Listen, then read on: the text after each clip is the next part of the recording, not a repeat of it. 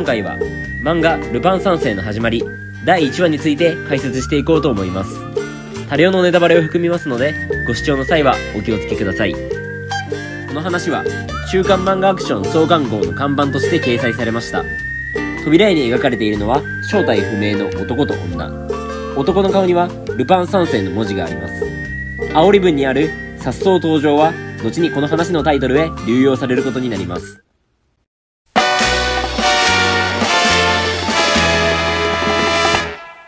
あらすじ。車内で話す2人の男、メガネの若者と老人である。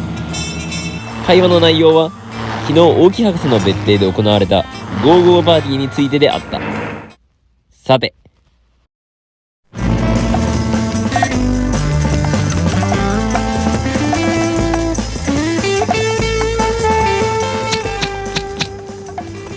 やめろ。突如響き渡る声。同時にパーティーの参加者は全員邸内に閉じ込められてしまう。先ほどの声の正体とは、そうご存知警視庁は銭形警部である。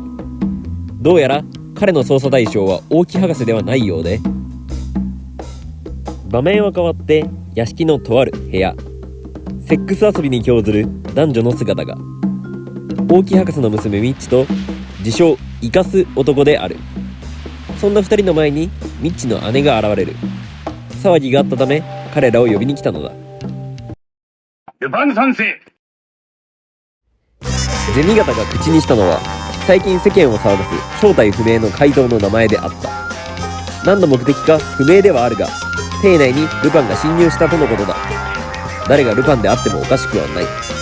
皆に緊張が走る中、事件が発生する。ルパンによって大木博士の秘書が殺されたのだ。何かを隠す博士をよそにまたしても事件が。先ほどのミッチまでもがルパンの毒牙にかかってしまった。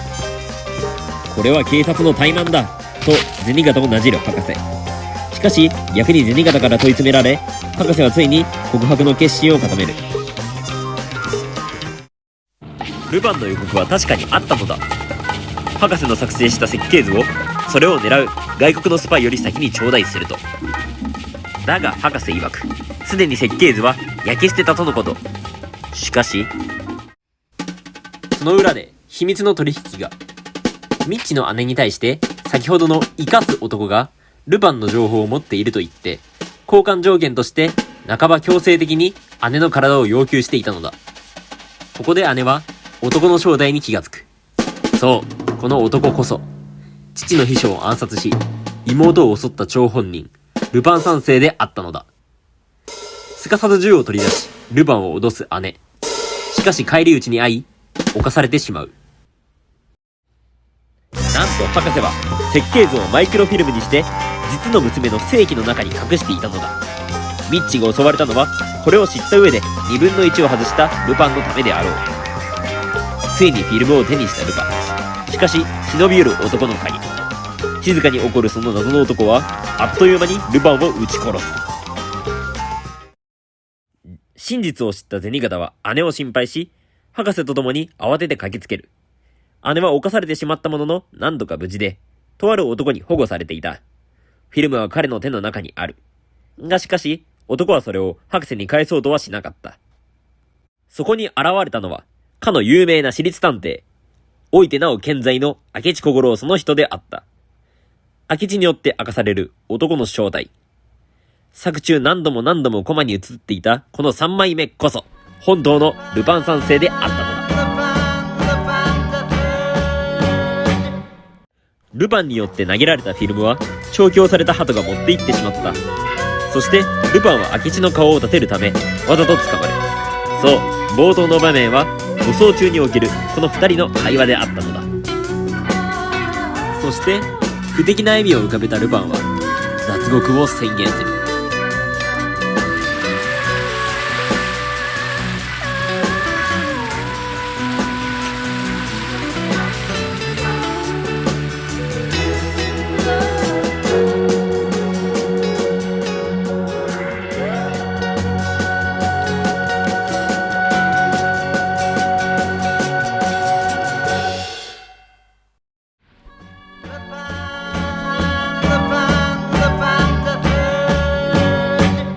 ポイント。この話の面白いところはやはり、ルパン三世の顔が読者に知られていないという一度きりの条件を最大限利用したミステリー的で秀逸な仕掛けにあります。当時、リアルタイムで読んでいた読者はもちろんのこと、逆に今から新しく読み始める人でも、暗躍する男があからさまにルパンっぽい挙動をするから、初期のルパンってこんな顔なんだとさえ思ってしまうかもしれません。強盗の若者、つまりルパンですが、このように他のモブたちに見事紛れています。一見終盤まで何も関わりがないように思えるのですが、実は要所要所で伏線が張られています。まずはここ、銭形がルパンの存在を明かすシーン。その視線の先にはルパンと偽ルパンが、丁寧に2コマもあります。その後、銭形が冗談を言うシーン。ここで読者も登場人物も皆、こんな3枚目がルパンのわけないと笑うとこなのですが、実は合っているというオチ。急に正体がバレたと思ったら、そりゃあこんな反応になりますよね。そしてこのシーン、本編でモブとして喋っている唯一の場面です。よく見るとここですでにハトも出てきています。注目したいのはそのセリフ。若干怪しいところがあります。ここでは銭形の判断だけでなく、その状況から誰が見ても殺人犯イコールルパンであることは明らかなのに、なぜかこれらを分けたような言い回しをしているように捉えられます。自分は確かに忍び込んだが殺しなんかしていないと言っているように聞こえます。ここに関してはあくまで個人的な意見ですのでご了承ください。また青年向け漫画なので当然かどうかは分かりませんが、濡れ場もあります。このお鈴カットは原作初期に用いられる先生独自の手法であり、男性の姿をあえて省略することで女性が一人で大義を演じているように表現されています。話の中の重要人物として外せないのがこの私立探偵明智。情報はこれしか判明していませんが、特徴的なもじゃもじゃ頭からも十中八九あの明智小五郎でしょう。江戸川乱歩の原作に細かい設定などはないのでしょうが、1924年発表の D 坂の殺人事件で20歳くらいとして1900年前後くらいの生まれでしょうか。1967年時点では70手前、十分おじいちゃんです。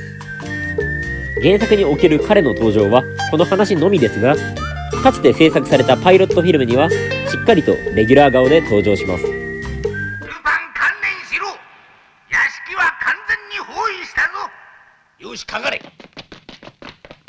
こりゃ見物じゃぞ。明智小五郎、老骨に鞭打って執拗にルパンを追う名探偵 OB。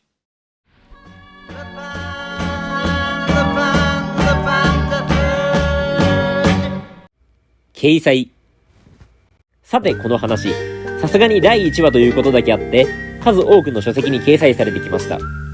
絶版本から現在手に入るものまで、全てとはいきませんが、その違いについて説明していきます。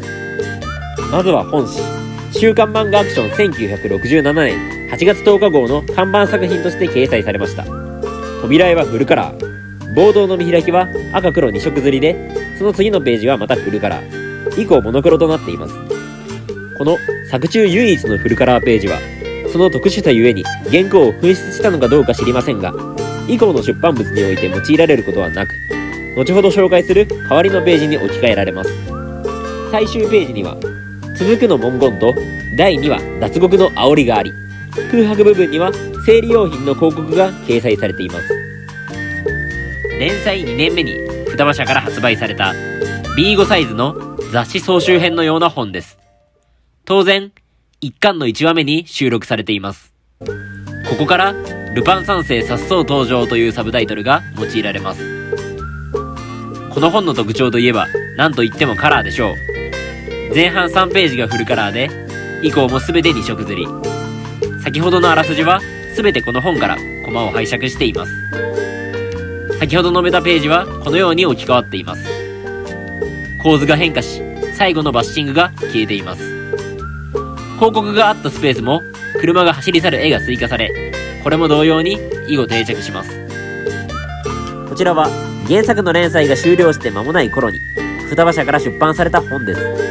英語版でハードカバー。手塚治虫、水木しげる、斎藤隆夫などの名だたる作家陣の中、7巻に田中照夫、モンキーパンチ集として、ルパン三世が数話収録されています。なかなかに綺麗な印刷で、扉絵からミッチの姉が呼びに来るシーンまでが2色刷り。あとはモノクロで印刷されています。ここまでセリフ等で変化は見られません。アニメ化及びその再放送によって次第に人気が向上したルパンは、ここで全話単行本化されます。そして現在まで続く解約の歴史の原因ともなります。詳しくは以前上げた動画をご覧ください。双葉文庫はパワーコミックスの文庫版で、この間の100点ランドコミックスから55がディスコに変わっています。吹き出しが狭くなってセリフが簡略化され、手書き文字は写色に置き換わり、そして何よりとにかく印刷の質が悪い。原稿を紛失したとかで特にこのページは見づらいです。この中高文庫版、前回の解説動画ではルパン三世新冒険のエピソードが削られていることのみをお話ししましたが、ごめんなさい。双葉文庫よりもよっぽど印刷が綺麗という素晴らしいポイントがありました。カラーが全然潰れていない。資料として最近は電子書籍を主に読んでいて、紙の本に触れていなかったがゆえの誤りです。今現在ルパン三世を読むだけなら中高文庫が一番適しています。大きめの本屋じゃないと取り扱っていないことが難点ですが、ぜひ。20年ほど前に双葉社から発行されました。全4巻でうち2巻にルパン三世とルパン三世新冒険が掲載されています。その5年後には文庫本サイズのものも発行され、僕はこちらを所有しています。少なめですが連載当時の扉絵が掲載されていたり、1話目にはカラーが再現されていたり、比較的良い仕上がりになっています。この第1話に限っては全ページカラーで、配色は前述した漫画アクションコミックスを踏襲したものとなっています。と言っても2色刷りの出来はだいぶ劣るところがあると思いますが、動画ラストに比較画像を貼るので、ぜひ皆さんの目で確認してみてください。最後はこれですが、語ることはほぼありません。強いて言うならば多少大きくて読みやすいくらいでしょうか。中身は双葉文庫と大差ありません。仮にも傑作誌を名乗っておきながらこのざまです。一応販売中です。いかがだったでしょうか。知っている人もそうでない人もこの動画を楽しんでいただけたのなら嬉しいです。高評価および共有、拡散をよろしくお願いします。この後の比較映像をもって本動画を締めさせていただきます。ご視聴ありがとうございました。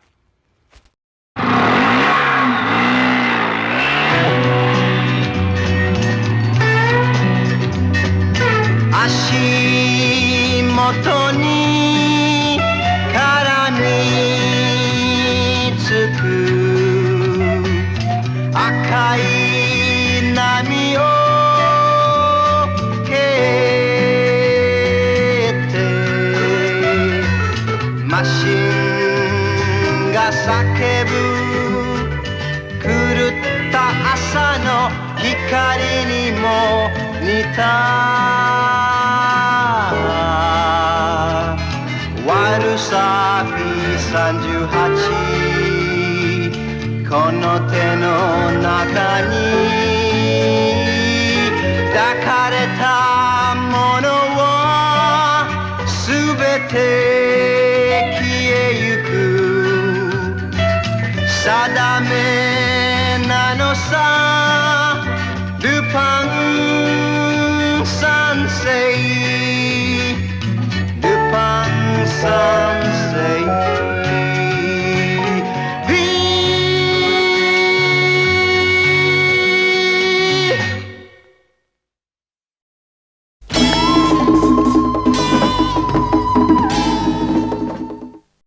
僕は動画内でよく2色刷りと言いますが、近年この手法はあまり見られません。